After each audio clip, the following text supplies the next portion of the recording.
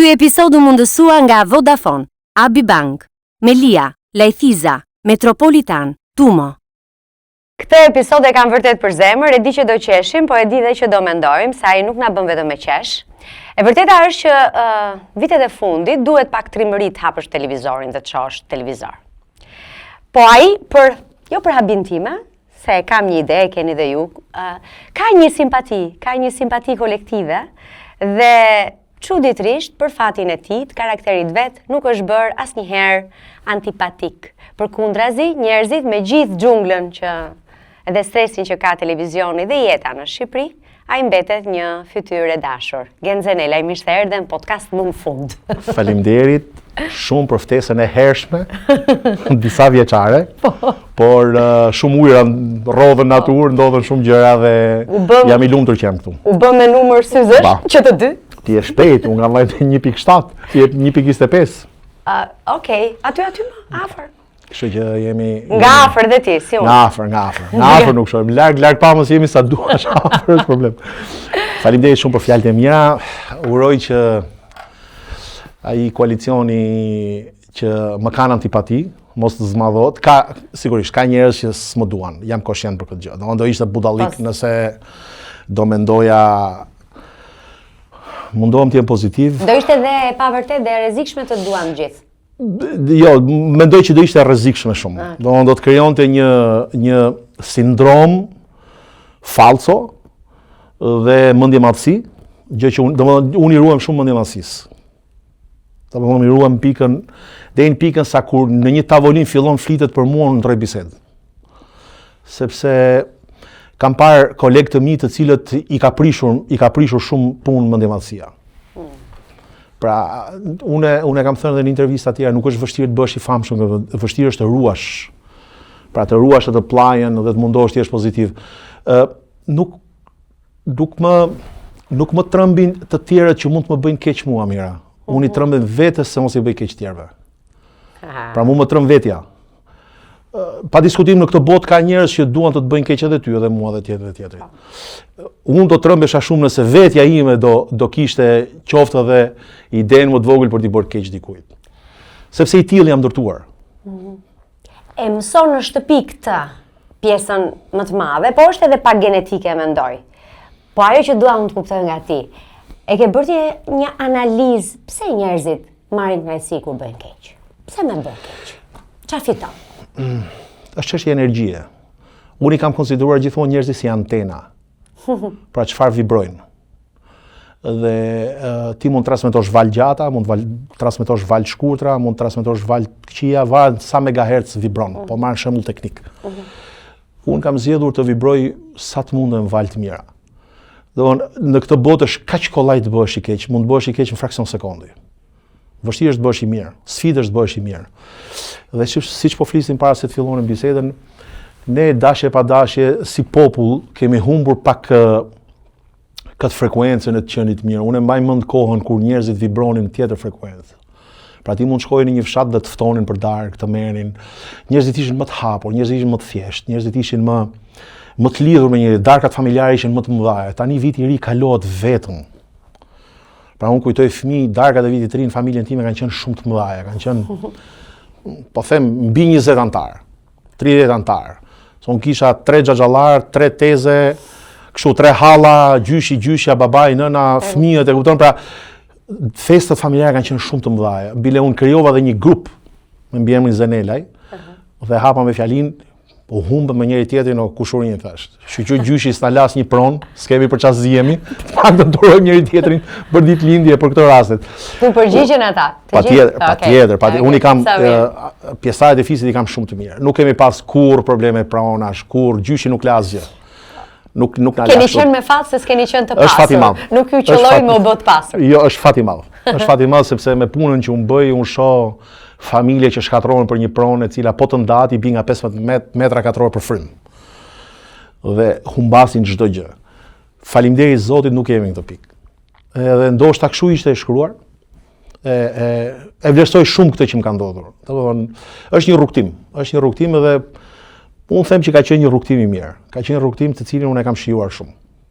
Unë e kam ndjekur rrugtimin tënd që kur ke dalë në Portokalli. Unë aty të të kujtoj ty për herë të parë, po... Me flok të lyera të oksigenato. E pa besueshme që mund të kem qenë unë. Ashtu, gjithmonë, me njëherë, kishe një fush magnetike ti Genti. Krijove një lloj rezonove me audiencën, me njëherë. Nuk ka qenë kaq kollaj. Okej. Se sot është, do të thonë sot është kollaj të dhërë, nuk ka qenë kaq kollaj. Kemi pas ne kurba tona të frikshme. Do të thonë ishim akoma një orkestër e pa sintonuar. Do të thonë ishte Gent Bejko, Ermal Mamaci, pastaj erdhi Juldeta, iku Genti, erdhi Ermali. Derisa gjetëm atë regjistrin ton, unë mendoj që humori është zhanri më i vështirë që mund të ekzistojë. Absolutisht zhanri më i vështirë.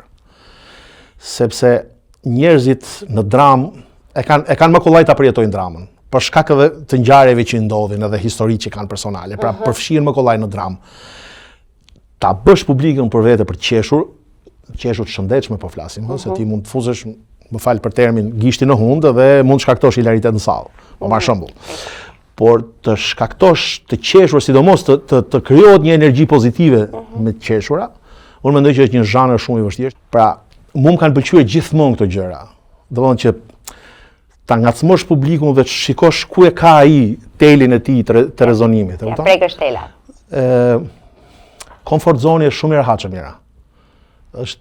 Okej, e shijon ajo puna që bën ngelesh aty, por nga njerë të rrezikosh është gjëja më e dur. Për shembull, vajtja jonë portokallime që përmendë ka qenë një rrezik shumë i madh. Pra ne kemi të gjithë aktorët e Portokallis kanë kaluar një kalvar që sot e kësaj dite ne kur mblidhemi si shokë e kujtojmë. Pra ne filluan të na largonin nga projektet se këta janë aktorë portokallie.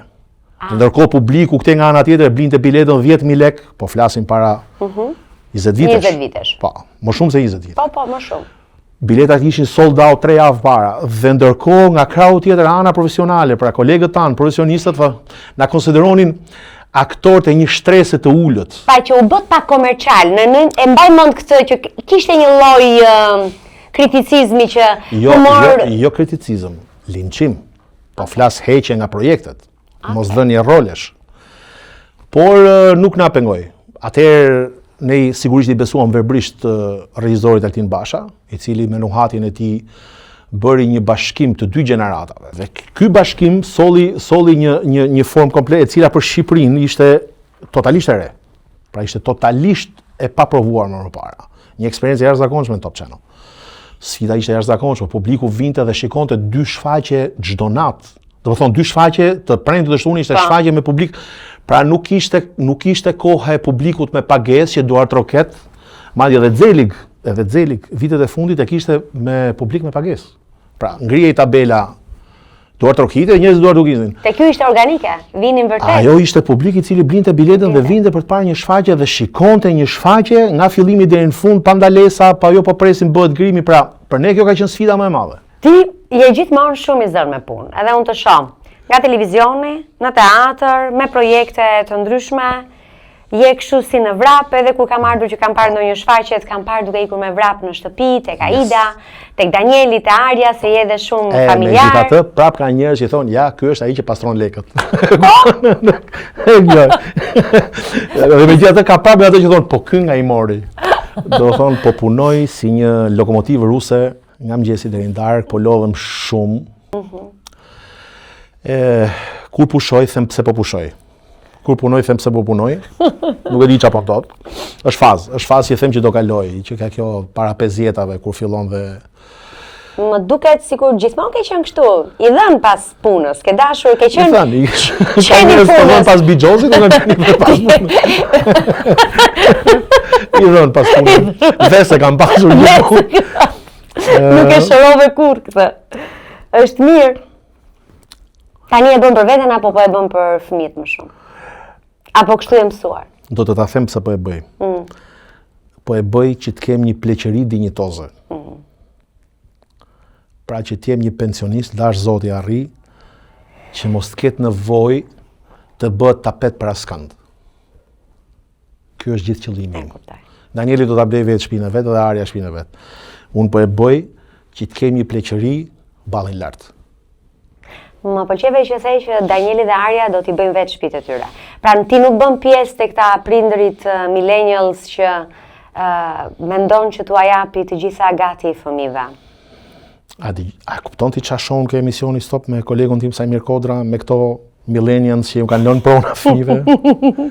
Do thënë, e kupton nëse ka një gjë që nuk do doja kurrë, do doja që është familja ime me cilën e kam ndërtuar me kaq mund të shkatroj për një pronë, për një copë muri, llaçët dhe tulla. Okej. Pra, po shohim vllai me motrën, mamaja me vajzën, vajza me maman, me babain që po kacafyten për një pronë dhe realisht shohim ngjarje dhe episode të frikshme. A duhet i japi media të gjitha këto kaq shumë? Kjo është një pyetje që e kam dikur thoja po, mirë po ç'a ndodh?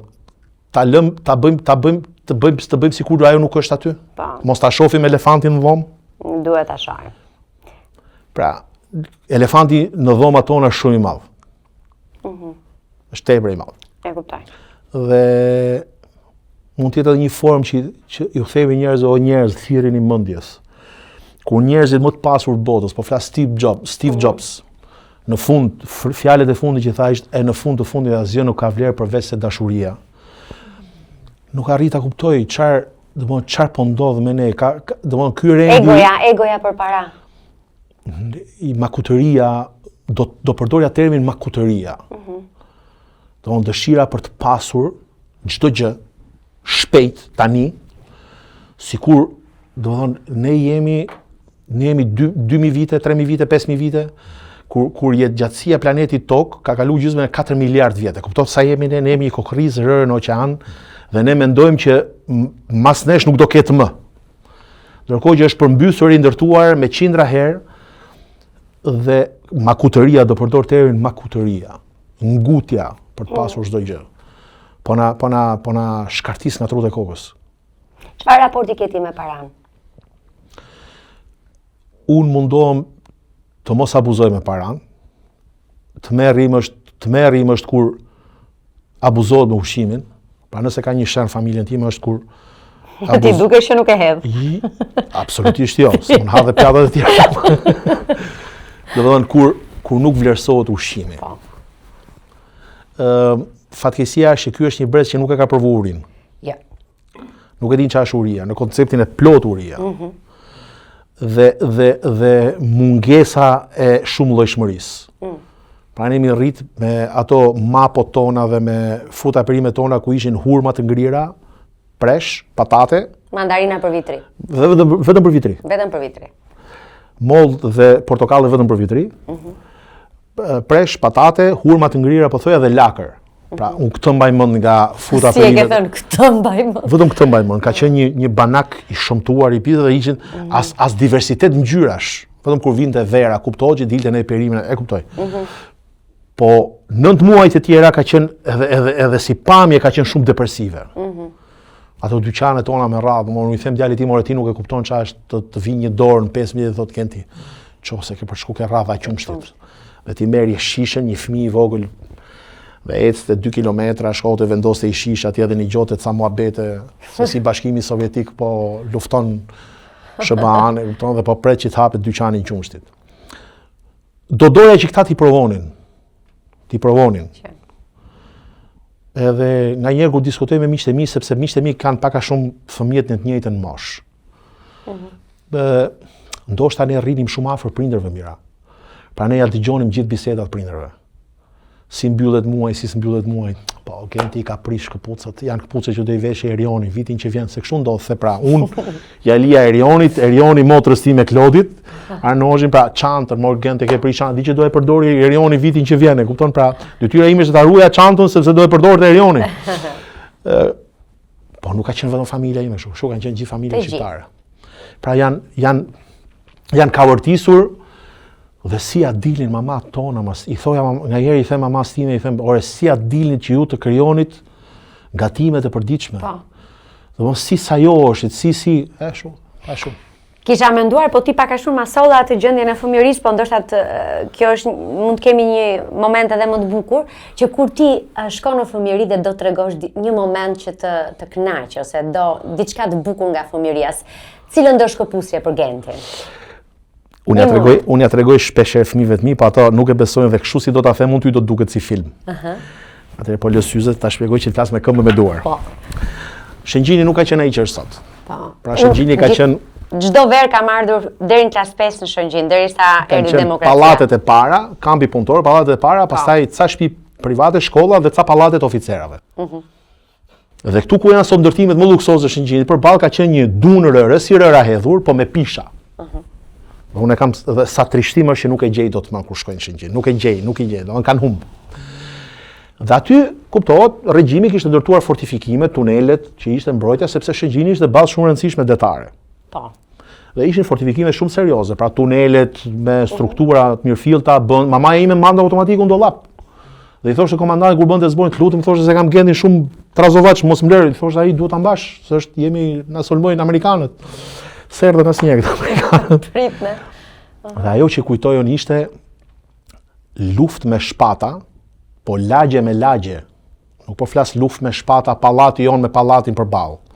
Po flas lagje me lagje. Oh, si Cezari. Mira, kjo që po tregoj është e vërtet, ty do duket kështu si epike, po është e vërtet. Jo, e besoj. Dhe ne zinim fortifikimet, 60.000, 70.000, dhe vinte lagja tjetër, 67.000 që merr kodrën, që të na merrin fortifikimet. Dhe këtë e kam të jetuar. Wow. Dhe nuk po të gënjej si fjalë. Dhe kjo memorje ke unë, erdhën! S'ka të paguar. Shigjetat tona ishin me kallama, me zift të marrë nga rruga, me shigjetat, shumë, mamaja ime, doreza shpatës, atje sapo kishte dalë shigjeta e zez, Dik Sheltoni, do ishte gjithë kjo atmosfera në ajër. Shpata tona ishte një super frashëri, e punuar e pjekur në sajuar, dhe mere shapka mamas, çpoi lart e poshtë dhe bëi kjo doreza që kanë këto. Dhe mama ime më kërkote nëpër lagje me një shapkë. Ku e ke lë shapkën tjetër? Dhe këtë kam. Si reagojnë fëmijët kur ua tregon këtë? Ato mendojnë që unë i sajoj. Dhe nuk arrin ta perceptojnë që e gjitha kjo është e vërtetë. Sa ata mendojnë që kjo ndodh vetëm në një tablet. Vetëm në Netflix e këto filmat për fëmijë. Djali im ka luajtur shumë Fortnite. Dhe i thoja, disa kisha unë hartën e Fortnite-it tim. Harta e Fortnite-it tim, nëse e njeh si zonë, fillonte nga knalla, ai pellgu para Shëngjinit, deri në rjoll, rjollin e di. Deri në hijet Balldrenit. Do të thonë, harta ime ishte dhe mamaja ku më pyeste ndar ishte ku isha ja këtu vërtet kam qenë. Unë kisha qenë në rjoll. Po nuk po flas tani që është bërë rruga, po flas atë që duheshin 6 orë për të vajt. Zbathur. Po pse do thuash ti? Sepse në rjoll ishte një carac që bote kokra shumë të mira. Pra, mu më vjen keq që fëmijët tani kanë hartat shumë digjitale dhe brenda një laptopi. Kur kujtoj fëmijëria unë ka qenë, unë kam pas një fëmijë shumë bukur. Shumë të bukur. Që të dy i kemi humbur baballarët. Ti para disa vite shumë këtë vit. E kuptojmë kur ndof, se ne të gjithë e dim dhimbjen, që është e dhimbshme të humbasësh një njeri dashur, po vetëm kur e humb njeriu e dashur dhe e provon në shpirtin tënd dhe di çfarë është. Edhe ka këshilla, ke një këshill se si bashkëtohet me dhimbjen për një baba të ikur? Kemi ndryshimin e tij. Që gjithën këtë që ti më the unë se kam jetu dot. Pra unë nuk e qava dot babajin tim. Sepse në momentin që baba im ndroi jetë, unë shkova me urgjencë në spital. Dhe isha në grad shumë të rëndë, për shkak Covidit. Dhe di që ato më kanë bërë disa injeksione dhe unë 48 orë kam rënë në klapi, për shkak të medikamenteve. Dhe gjithë këtë fazën e babaj që e merr në shtëpi, që ashtu unë nuk e kam përjetu. Dhe është si një copë që mungon tek unë. Kur mora lajmin, unë isha në shtëpi me vigon, me serum, me gjitha gjërat isha. Kur merri lajmin nga sanatoriumi që u dorëzua, dhe kështu do ta përdor që u dorëzua. Do thonë ai arritin pikën që kishte 60 litra oksigjen në trup dhe bëri 3 infarkt. Dhe unë mendoj që pasa qenë shumë i fortë, pasa qenë një burr shumë i fortë. Shumë i fortë. Ata intubuan, edhe kur merri lajmi unë pata një, sepse ajo smundja të kishte problem që shfrytëzonte dobësitë tua emocionale, kur ty të rritej frymarrja dhe rrajt e zemrës dhe aty ti ç'doje. Unë bëra shumë keq. Edhe më erdhi ambulanca me urgjencë, çoj në spital, bla bla bla, më futën një dhomë xhami, ato çmendurit atëherë që ishte. Dhe gjithë kjo fazë mungon komplet tek unë. Pra, sigurisht shokët e mi më të mirë kanë qenë në varrim, kanë marrë pjesë. Megjithëse unë i porosita i thash njerëzve të mi që mundoni të lajmëroni njerëzit të mos vinë. Sepse ishte mund kulmin e kulmeve, ishte çmenduria. Dhe i thash lajmëroni njerëzit që mos vinë, ju a din për nder, po më mirë mos të vinë, sepse nuk doja të mblidhja turma në atë moment, bëhe fjalë për dhjetorën e 2020-s. Po, e kuptoj, ka qenë kulmi pandemisë, piku. Sigurisht shumë erdhën, shumë erdhën. Kolegët mi, shokët mi shkuan dhe unë gjithë këtë fazë e kam të treguar nga ata. Unë nuk e kam të përjetuar. Pra, ditë më vonë, pastaj kur unë dola nga spitali, mora sendet e tia personale dhe gjëja që më tremb më shumë, them, o Zot, mos vallë sot ishte dita që unë s'mendova për të. Që e mendoj çdo ditë e mendoj. Por llahtarisem ato ditë kur mendoj që mund mos kem menduar për të. Dhe tani do doja shumë ta kisha afër, sepse tani është faza që e kam kuptuar që ka pasur shumë të drejtë në shumë gjëra. Edhe qoftë për një këshill, për një bisedë, unë kam pas marrëdhënie shumë të mira me të, sidomos vitet e fundit. Por nga njëra anë, mira falenderoj dhe Zotin që pata mundësi që ta kisha pranë aq sa ishte e shuar, ta kisha dhe e kisha fanar, e kisha njëri shumë të dashur, e kisha yll orientues. Ai iku me nipa me mbesa, ai iku me 3 fëmijë të sistemuar, kush mirë, kush keq, kush më pak, kush më shumë, me nipa mbesa plot, iku plot, iku një njeri i lumtur, i realizuar, fëmijët i pa që kanë marrë gjithë secili rrugën e vet. Kështu që mendoj që në këtë aspekt ai ka ikur plot. Por nuk ka ditë që nuk mendoj, bile pata i periudhë që më shkonte vetë dorat e numri. Unë kam një parim që i merrja prindet mi çdo ditë në mëngjes, çdo ditë. Shumë maman time sot çdo ditë 8:30 kam telefonatën. Unë e dua shumë familjen mira. Unë mendoj që familja është gjëja më e shtrenjtë që mund të ketë njëri. Gjëja më e dua shumë familja. Vllajin po ashtu motrën. Ai ishte një fazë shumë e vështirë. Mami është në Shëngjin. Në Shëngjin? Po. Hyria ime duhet ta njohësh hyrjen time që të më kuptosh mua. Hyria ime hyria është e shumëzuar për 10. Pra unë kam pas mama një grua e cila është 10 gra. Ajo që transmeton. E the bukur shumë. Energjia e saj, pozitiviteti e saj, bile unë me humor i them edhe të hedhin Hong Kong me parashut, do i bësh 3 shoqe. Kupton? Është natyrë shumë sociale. Është natyrë shumë e qeshur. Beson shumë besytnit. Pra unë nuk guxoj të bëj. Çka ke, pse e bën atë? Mos e bëj atë. Pse e bëre? Po e bëra, mora thjesht mora.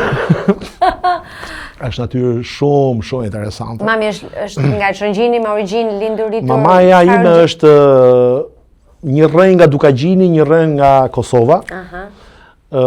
E ka atë damarin e Dukagjinit, pra atë nervin e momentit e ka kështu, domethënë, sikur do digjet bota, i shkreh gjitha pistoletat, gjitha koburet, gjitha armët në ajër, por është tip shumë interesant. Unë gjithmonë kam menduar, nga mënyra se si ti ke bërë humor ose në rolet e tua, e kam thjesht mendim, je goxha mashkullor që të kuptohemi. Por gjithmonë kam menduar që Genti do jetë rrethuar në fëmijërinë e tij, jetën e tij nga shumë gra, gjyshja, mami, se më duket ndonjëherë sikur je në gjendje ti imitosh ose të bësh diçka, të thuash shprehje që i thon gratë. Qyçja, nuk e, mbase s'po e bëj mirë tani dhe s'po e them mirë, po më duket sikur ti e ke brendësuar mamin tënd ndoshta dhe gjyshet. Është thjesht një përshtypje leximi imi. Po unë ta thash, i thon 3 halla. Okej. A shikon, kam të drejtë. 3 xhaxhallar të cilët kishin të 3 nga i grua. Mama ime për 10, më bën 16. Tezja, nuk se të da. Por kur kam lindur unë, shiko, prindërit e mi kanë pasur një histori interesante. E para punës janë marrë me rrëmbim. Okej. Dhe babai e ka rrëmbyer maman time me autobus. Po si ishte luksi? Mira, nuk ishte luksi motocikletave të shpejta në ato. Atëherë mjeti ka gjetë autobusit. Mama e vetëm nga një familje shumë, nuk dua të përdor termin fanatik, po shumë e ruanin, mama ime ka qenë një vajzë shumë e bukur. Dhe ruanin si sytë e ballit dhe vërdalli vinte një djalë çapkën me motor që ishte babai im, i cili ishte rritur jetim. Dhe nuk e di pse në atë kohë për jetimet kishte gjithmonë një mendim, ja pra ky është jetim, e kupton? Po, ka pas Babai im ishte një djalë shumë i mirë me mjeshtër me kategorinë 7, punëtor, toni me fizik shumë të mirë, i pashëm, i bukur, po prapa i jetim, ky s'është jetim, e kupton? I vinte vërdall mamas time dhe kuptohet vetëm shikime, as bëj fjalë, të ulesh pishka vetëm shikime. Shikimi fliste 1000 fjalë në atë kohë.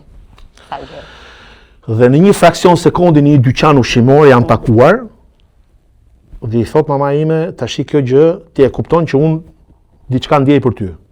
Shtëpis nuk m'lën. Ç'a do bëjmë? Se përndryshe mua më vrasin. Ja ka thënë Ria. Po se e pa filluan të binin në sy, pra. Po re në sy. Po. Edhe i thot babai orarin filanorë dhe ka marrë shokun e vet ngushtë i cili bënte linjën e autobusit Shëngjin Lezhë. Vën në autobus dhe ka kaluar para stacionit 500 vjet që prisin aty skandalua autobusi fare dhe ka çuar maman time nusën në Shëngjin, pa dazën pa asgjë. Po vendosin sken këto gjëra. Edhe sigurisht ata e kanë pritur si nusë ashtu. Ato bën një fëmijë, një djalë me emrin Ervin, i cili ndroi jetë 7 muajsh. Dhe mamaja ime ka qenë 17 vjeç. Pra një femër, një grua 17 vjeçare të vdesi fëmia parë. Dhe çifti kaloi një krizë shumë të fortë. Prindit e mi dhe erdha në jetën. Dhe mama ime thot unë ty të numëroja frymarrjet natën. Pra të numëroja frymarrjet, domthon kaq traumë ishte lënia e fëmisë parë, sa ajo tek unë shkarkoj gjithë për kujdesjen, gjithë. Dhe thonë dhe unë rastisa që isha fëmia i parë i fisit. Hallat e mia ishin, më e vogla ishte 10 vjeç, më e madhe ishte adoleshente, 6 dhe imagjino tash se si jam rritur unë. E kuptoj. Pra se sa nuk po themi llastuar, po sa i mbajtur sa vëmendje kam pasur. Milionë dhe fotot më të bukura të fëmijërisë kam me hallën. Halla ime s'nuk ka bërë me mua. Halla ver, jo më vinte ngomar, jo nuk çmendurira. Dhe ora hallat e tizet janë të mira. Unë kam qenë shumë i lidhur me hallat. E kupton edhe pastaj është hyria që është sa për është 100. Është ka një energji të jashtëzakonshme, por ta thash pra familja jonë ka qenë e madhe, kemi pas shtëpitë e vogla dhe familje të mëdha mira. Tash kemi bërë shtëpi të mëdha dhe kemi familje të vogla. Sa bukur që e be. E kupton pra? Ne kemi jetuar në një shtëpi, një kuzhinë, 3 fëmijë dhe gjithë shtëpia kur e mata i ditë me babain tim që ishte gjallë thash, po pse më 52 metra katror që ky apartamenti jonë, që ka i vogël, po kaq janë më birta, kaq kanë qenë pra. Dhe ashtu kemi jetuar. Ashtu kemi jetuar. Në vërtet. Le pastaj ku shkonim me kushurinë që flinim tokë, të vendosur kështu si kallon. Të gjithë. O zot, shtro dysheke dhe jorgan. Je babi i Danielit, je babi i Arjas. Me Arjan të shoh shumë, Danielin se kam parë në foto që kur ishte diku te 10 vjeç, duhet jetë duke bërë është afër, po shkon tek 20-a 18 është. Okej. Po e kujtoj një fëmijë i bukur shumë ato syt me ngjyrë. Me Arjan të shoh që poston sepse Arja s'ka bërë 12 akoma. Pra prandaj po them, është ende koha që Arja bën foto dhe del me babin. Nuk është e lehtë prindërosh, po si është me qenë babi një çuni, një djali dhe babi një vajza. Përballë me kam një çift nga Vlora që sapo janë bërë fëmijë, janë bërë me fëmijë. Dhe ja kanë vënë djalit emrin Daniel. Se e donin shumë Danielin. Okej. Edhe ata filluan shopia sta zë gjumin ani thash, deri 12 vjeç ju arrisun. Nuk e kam problem. Deri 12 ju arrisun, pastaj ju a kthej. Do thonë, prindërimi nga 0 deri 12 vjeç, me 12 vjeç e tutje është një gjë komplet tjetër. Pra ditën kur ai s'm ka lënë ta puthke o borri i shkollës, ishte periudha që nisëm fëmijën e dytë. Si da, mos më puth ma o burë, thasë më shofi shokët, pata një. Sepse, unë lexoj shumë materiale nga këto, vjen një kohë, thot, deri në 12 vjeç, ai ka një raport vertikal, pra ti e lartë prindi dhe ai është poshtë. Mas 12 fillon një raport horizontal, ti e mrapa shokëve. Por nëse rastisa dhe i shkurtër nuk shifesh fare. Kështu që e mrapa shokëve. Si e përjeton ti këtë? Unë e respektoj shumë adoleshencën e tij. Të di ai kutinë e Pandorës që kanë bërë në moshën e tij, por nuk ja tregoj. Ai është në fazën killing the father. Ai është në fazën ku do të më tregoj mua që po bëhet burr, dhe unë e respektoj këtë gjë. Bile drejtori i shkollës në moment më kapi dhe po ti o burri vetë, si nuk vjen i herë ti i thash or mik, ti ta ha mendje që unë s'interesohem për djalin tim. Mirë, po Danieli më thotë, të lutem mos më hajde ke shkolla se nuk dua që ta marrin vesh që unë jam djali jot. Dhe këtë unë ja vlerësoj shumë. Pra dua të më shohin si ky që jam, pra jo për personalitetin e tij. Për tipin e tij. Nuk do që të identifikohet. Danieli është një djalë shumë i mirë, është një djalë shumë i sjellshëm. Është një djalë që domethënë kur dëgjoj mësuesit që më flasin për të them Qyqa është i njëjti Daniel, mos më keni ngatruar emër, po. Ja, e the Qyqa. Kurse Arja ka histori tjetër sepse Arja vjen pas një së tentativash për të pasur fëmijë pa rezultat dhe kur mjeku e shikonte në eko tha Gentian Zenela dhe do bësh një vajzë që do jetë si ty. Dhe sikur ma taksi. Po që të ngjan shumë. Do jetë si ty, i thash çka kupti. Ore do jetë si ty, do jetë si ty. Dhe Arja është shumë unë. Në qasjen që ka me botën që e rrethon. Të vjen mirë për këtë që është si ti? Do bëj hajër në jetë? Duke qenë si temperamenti i karakterit? Qa është në ajër e jotja është e jotja. Okej, shumë mirë, tamam. Kur e morë një gjë në ajër nga një djalë nga Shëngjini, djalë një mekaniku, who knows? Në ajër është e jotja. Ligjet e universit nuk i përcaktojmë ne. Por, unë do bëj çmos që ajo të jetë një vajzë e qytetëruar, me dinjitet, me respekt për vetën e vet. Unë i dua shumë njerëzit ta respektojnë vetën e vet. Siç e njëjta gjë edhe për djalin. Pra, unë ëndra ime është të rris 2 fëmijë qytetar. Ti je qytetar të kësaj bote, jo Tiranës, të botës. Sepse ne shpesh gabojmë duke rritur fëmijët për t'ju përshtat lagjes, fëmijët tanë do i përkasin botës. Absolutisht. Bota është bërë kaq e vogël sot sa kur ne imagjinonim dikur, lumturoheshim kur merrim një vizë italiane që rrinë nga 6 muaj nga ambasada, sot bile i ditë po shikoja pasaportat, i thash, e kuptonin më kalamaj, i thash që ne rrinim 6 muaj në radhë për të marrë një vizë për të vajtë në Itali, kurse ju sot i hypni avionit, shkoni ku doni, e kupton se si ndryshojnë gjërat. Qa këshille jep ti Danielit? Këshilla që jap unë mos ta vendosi sedrën mbi zgjuarsinë.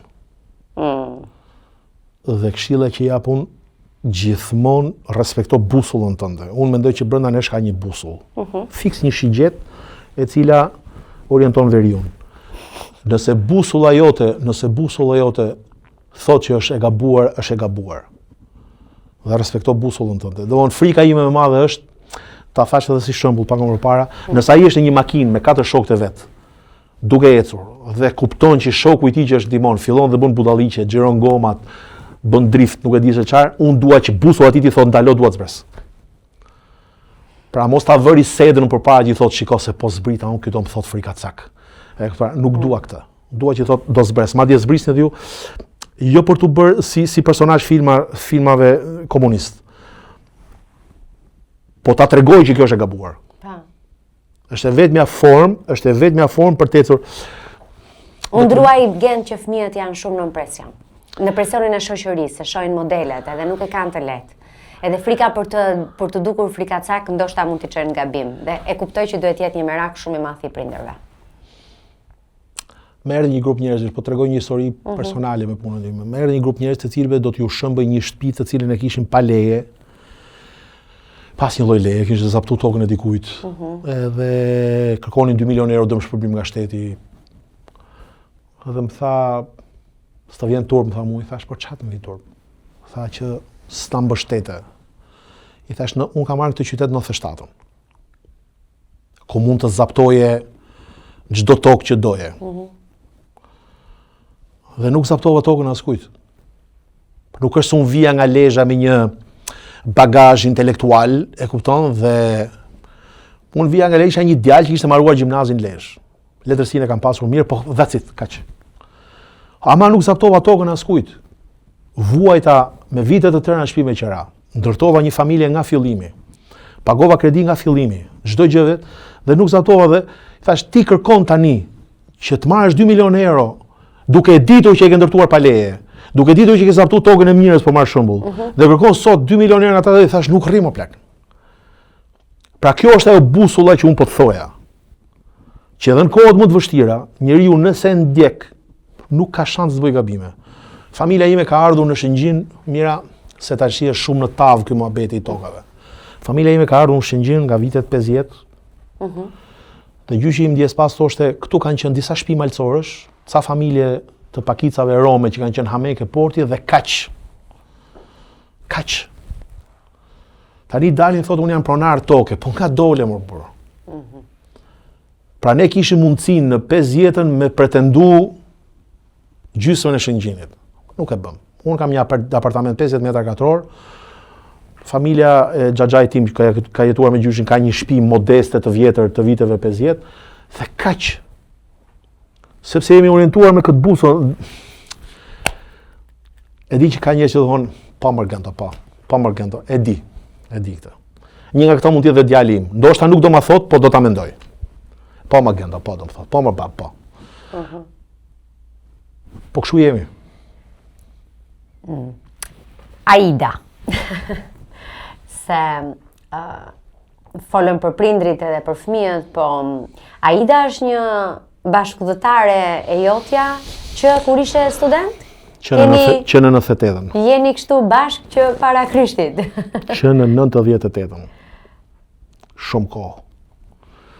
Çfarë i bën koha raporteve burr dhe grua, çiftit? Disa i bën shumë të forta, unë për shembull shoh mamin tim sot. 55 vite me babin. Dhe gjithmonë është sjell sikur ai s'bën pa të dhe kjo po bën pa të, po nuk më duket, kështu më duket si peshku pa ujë. Dhe këto raportet shumë vite, shumë kohë, ka një gjë në mënyrën se si lexoj unë për te i dashurisë. Ka një lidhje që mua s'më ka qelluar për shembull.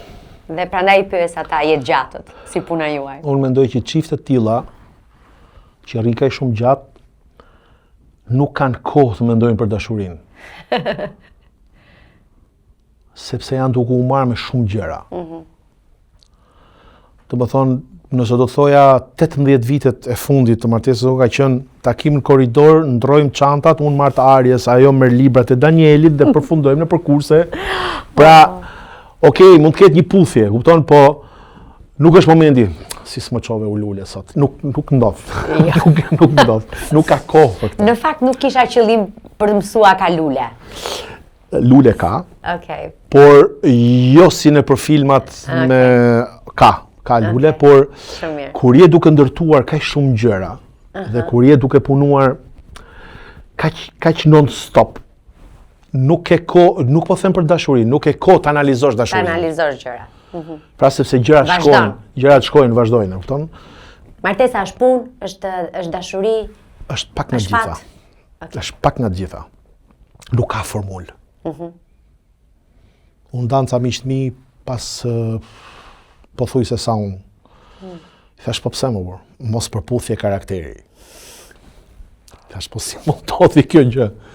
Pra, tani e pema si 25 vitesh mos përputhje karakteri. Më e drejtë është thush u lodhëm me njëri tjetrin. Pra shumë çifte po shoh që ndahen që u lodhëm me njëri tjetrin. Ne si jemi lodhur akoma.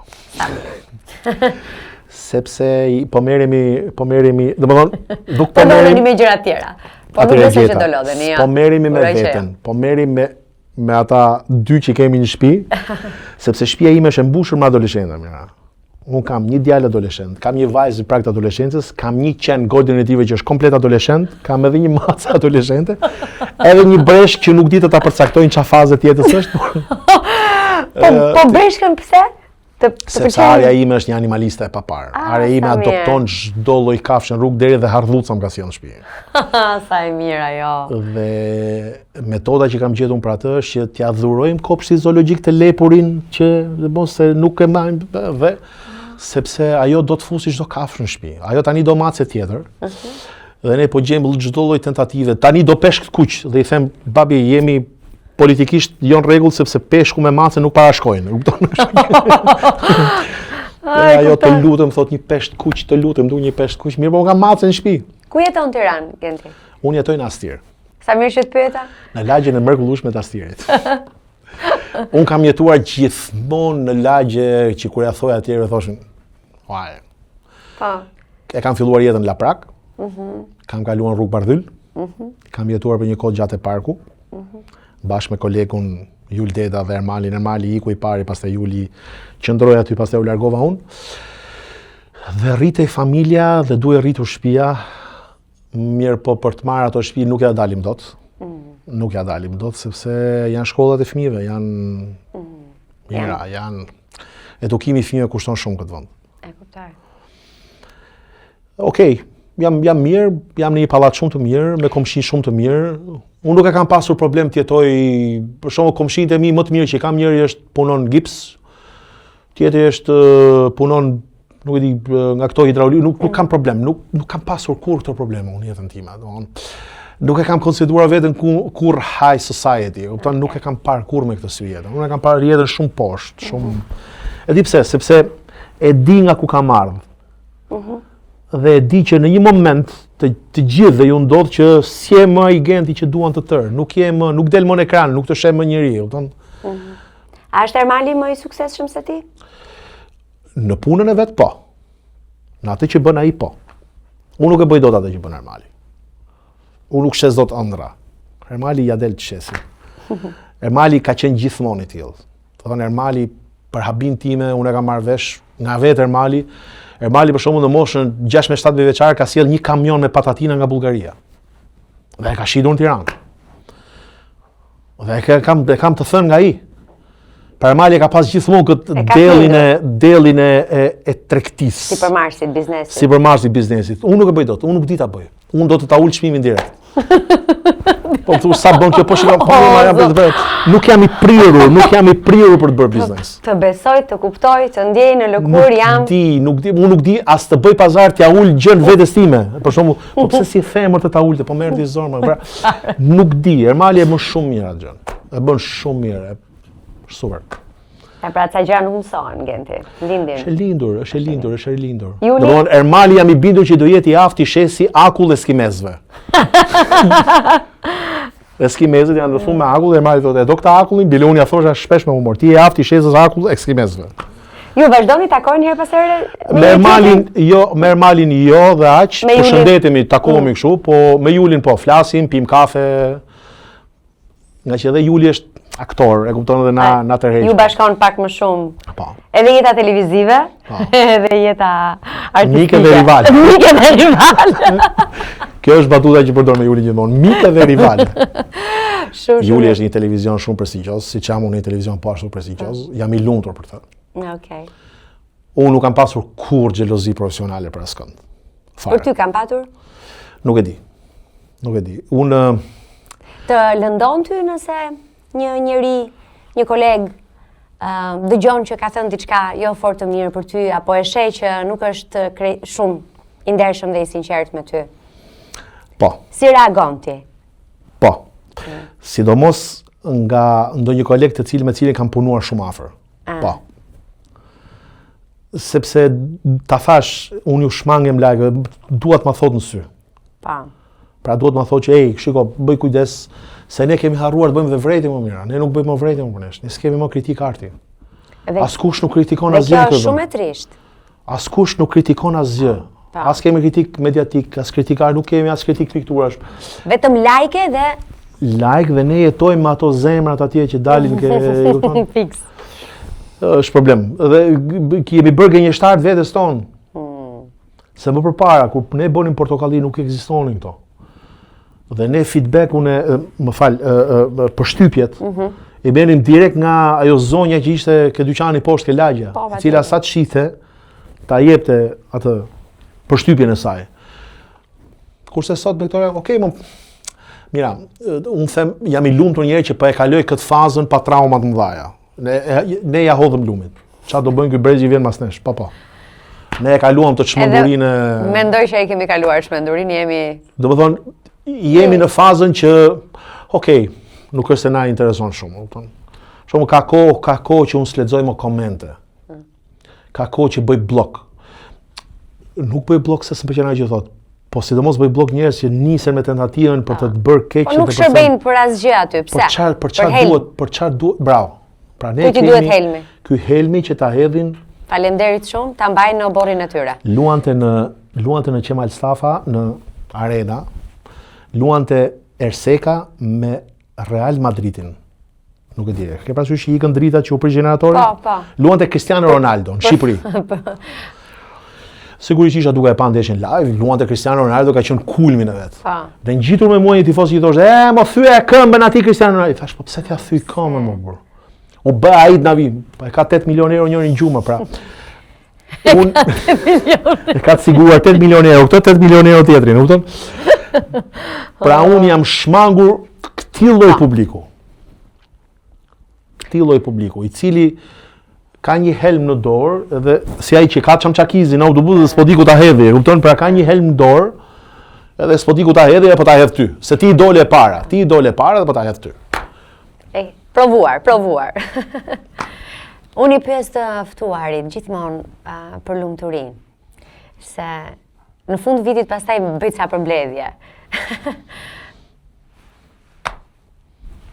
Lumturia.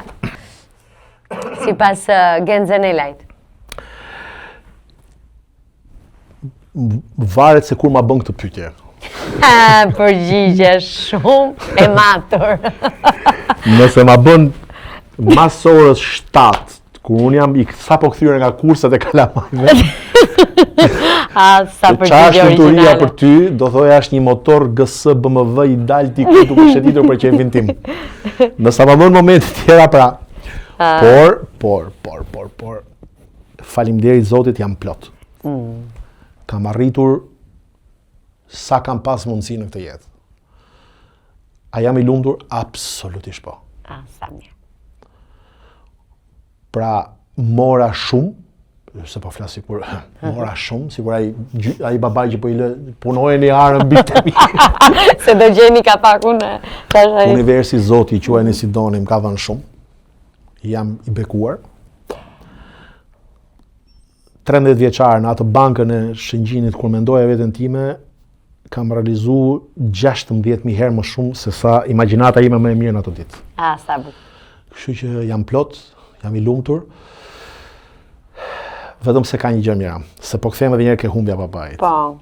Ajo ka qenë vera më e bukur e jetës time. Ajo verë. Dhe nga i moment, e di cila është frika ime më e madhe?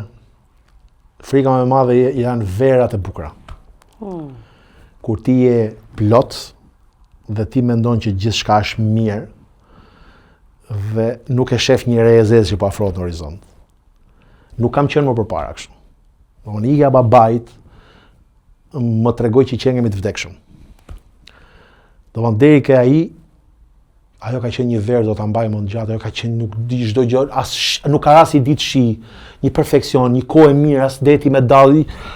E kam shiu shumë atë verë, pastaj erdhi ajo çmenduria e madhe. Pra, kjo është frika ime më e madhe. Pra, kur gjërat shkojnë mirë, unë trembem shumë, kur gjërat po shkojnë shumë mirë. Supersticioz si mami pak.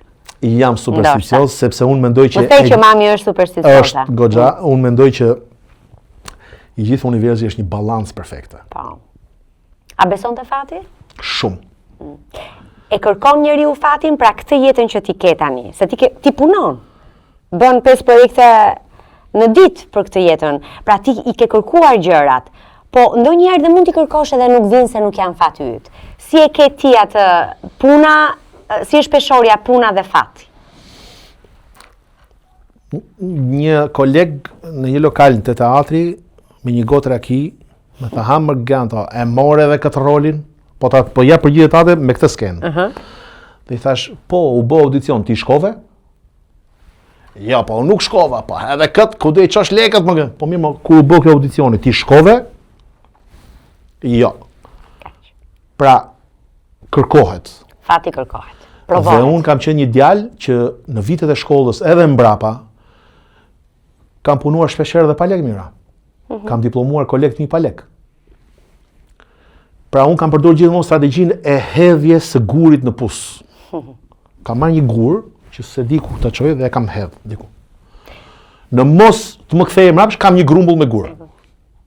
Të cilin është një grumbull me gur. Por në shumë raste më shkthyer mbrapsht. Për shumë, pozicioni aktorit në rrugën me pisha, me Vin Belerin, me kolegun tim, kemi pa një letër në mur, shkojmë, pa le më thoshte vini mu se këto janë këtu të ndara, po hajde shkojmë, hajde është punë madhe, hajde shkojmë, provojmë, shkojmë, e kupton? Sa mirë. Dhe ndodhi. Ose një film apo një teatr, ndodhi. Po ta luajmë këtë pjesë, po mirë, hajde ta luajmë, ta provojmë. Po shumë projekte janë bërë pa para. Se njerëzit harrojnë kalvarin për të ardhur deri këtu. Njerëzit mendojnë që ky dje ka filluar kështu, që është si sot. Jo. Gendi ka më shumë dështime se suksese. Pra janë gur të hedhura lart e poshtë mira, të cilët janë hedhur. Pra dështime, sukses, dështime, sukses. Që erdhëm ke apartament, ke Portokallia, kanë qenë prova dështuara, audicione të refuzuara. Po një kalvar shumë i gjatë, po si mund pretendosh që ti brenda ditësh të shkosh këtu? Jo. Po ama dështosh nga pak e ta provosh nga pak. Sot akoma ka njerëz që më thonë në rrugë, "Ore ku jeti? Më çfarë po merresh tash?" Më thonë. Jo, më shohin ke stopi, po nuk e kanë idenë që un jam në teatr nga hëna në diel. Nga hëna në diel. Po thuaj se çdo natë. Ku jeti? Më çfarë po merresh tash? Sepse nuk është publiku që vjen në teatr, ai pret më shohë atje në ekran. Un atë kam hequr dorë, pra. Arrita të kuptoj që nuk jetoj dot pa teatrin. Pra, okej, televizioni është shumë i mirë. Emisioni ku unë punoj është një emision fantastik. Kolegu im është, unë jam me fat që e kam koleg njerë, sepse ka një mirë kuptim, se duhet ky mirë kuptim që ai të kuptoj atë që unë bëj. Provat e stërzjatura, nga njerë vajtja me vonesë, e kupton, pra të duhet një partner për ballë. Asgjë nuk bëhet. Që ta kuptoj këtë gjë që po ndodh që. Se ne kemi shprehur shumë, teatri është shumë i bukur, po ka prova. Pra duhet jemi në prova me orë të zgjatura. E kuptoj. Kjo është një nga arsyet që është vonuar dhe në podcast, ose nuk ka se gjithmonë ishte me shumë projekte, e lëm këtë sezon, po pastaj këtë sezon, pastaj u takuam në Vjeshtë dhe më tha do të vi kur të çeli lulet, unë të çova mesazh. Gjethi, kur të çeli Gjethi. Edhe unë me Gjethin e parë të nisa mesazh. Edhe faleminderit sepse ishte një bisedë e mirë. Uroj të qenë e mirë. Ishte. Të falenderoj shumë për ftesën. Ti bën një punë të mrekullueshme. Po, faleminderit. Librin të nuk e di kur do ma japësh. Sot. Okej, përgjigjen shpos. Faleminderit shumë që më ftove. Ishte vërtet bukur me fol me Genzen Elaj. Faleminderit mira shumë. Edhe të uroj shumë suksese. Gjithashtu edhe unë ty. Daniel, Kjala me babi. Arja. Aida. Hyrie. Faleminderit shumë. Do bëjmë një foto tani. Ky episod u mundësua nga Vodafone, Abi Bank, Melia, Lajthiza, Metropolitan, Tumo.